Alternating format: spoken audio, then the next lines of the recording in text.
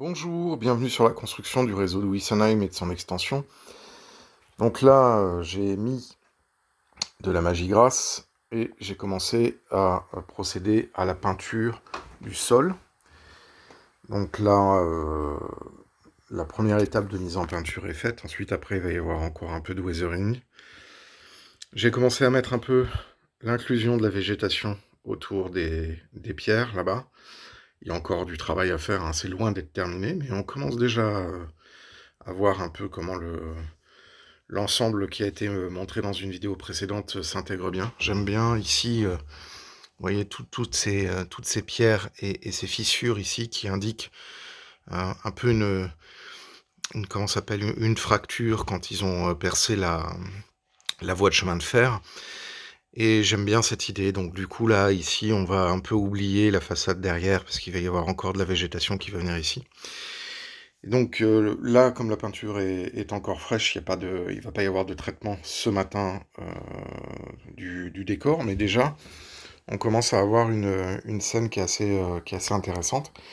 Du coup, moi, je vais certainement revenir sur ce qui a été fait ici. Alors, je vais mettre là.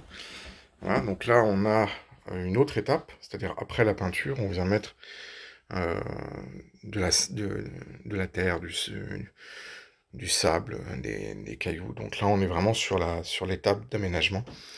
L'étape supplémentaire, c'est quand on commence à mettre du scatter material. Donc en fait, c'est des feuilles mortes, des brindilles, etc. Et des débuts de touffes d'herbes mortes. Et puis là, on a sur une situation qui est pratiquement terminée. Il y a encore pas mal de petites retouches à faire là-bas. Donc ça, mais ça se fera à l'ensemble. C'est-à-dire que l'étape suivante de ça ne peut se faire que quand il y a la totalité qui est faite, parce que là on a besoin d'une vision globale. Et donc voilà, donc là ça a bien avancé, il va falloir que je m'attaque à deux choses. D'une part, il faut que je trouve un imprimeur pour m'imprimer la grande photo qui va se trouver sur le mur derrière, pour pouvoir ensuite après faire toute la partie du décor qui se trouve contre le fond de décor. Je vais aussi continuer un petit peu ici. Alors là, ici, on voit, il y a pareil, il y a une falaise avec des cailloux. Et puis, cette partie-là interne, où il va falloir quand même que je commence à regarder un petit peu, puisque là, il va y avoir la ligne Maginot avec les tranches de diorama. Et ça, c'est un petit peu compliqué, donc il va falloir que je fasse ça prochainement. Voilà. Et là, si je me mets ici, on voit déjà un petit peu ce que ça donne avec la sortie du tunnel.